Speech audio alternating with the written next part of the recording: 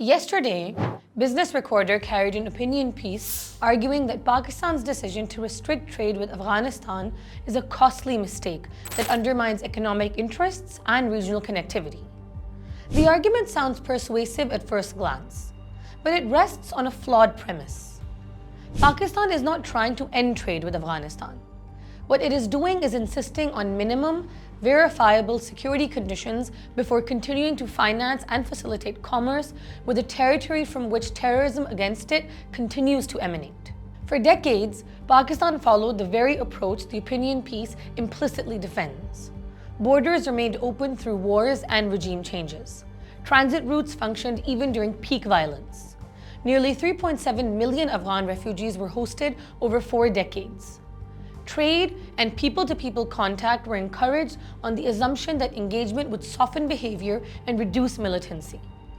If that theory worked, the evidence would have emerged by now. It did not. Militancy persisted, denials continued, and Pakistan paid a heavy human and economic cost. What Pakistan is asking for today is neither extreme nor unprecedented. It seeks written guarantees, verifiable action against terrorist groups, intelligence sharing, and an end to the use of Afghan soil for attacks across the border. These are baseline expectations between sovereign states. Pakistan is not blocking Afghanistan's access to global trade.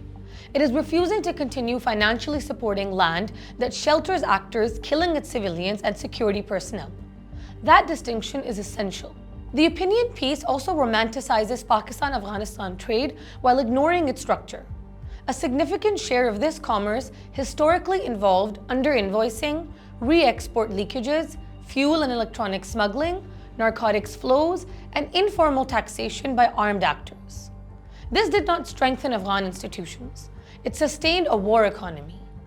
Open borders provided cash, logistics, and mobility, precisely what militant networks require. Calling this peace-building trade does not change its material effects. Equally overstated is the claim that restricting Afghan trade gravely weakens Pakistan's regional position. Even at its peak, bilateral trade was around $2 to $2.5 billion annually, with Pakistan usually running a surplus. Important, but not existential. More importantly, Pakistan's access to Central Asia, Europe, and Russia does not hinge on Afghanistan. A dispassionate look at distances and costs shows why. Via the China corridor, Karachi reaches Bishkek in 3,400 kilometers, nearly identical to Afghan route, Almaty in 3,460 kilometers, over 3,900 kilometers via Afghanistan, and Dushanbe in 2,597 kilometers. These routes operate under the Quadrilateral Traffic in Transit Agreement, QTTA, and benefit from China's superior road infrastructure, border management, and security environment.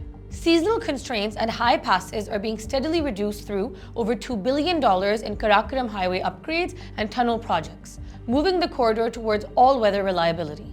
For Uzbekistan and Turkmenistan, the Iran corridor is structurally superior despite marginally longer distances. Pakistan reaches Tashkent in about 3,700 kilometers, 3,000 plus kilometers via Afghanistan, and Ashgabat in 3,000 kilometers, nearly identical to Afghan routes.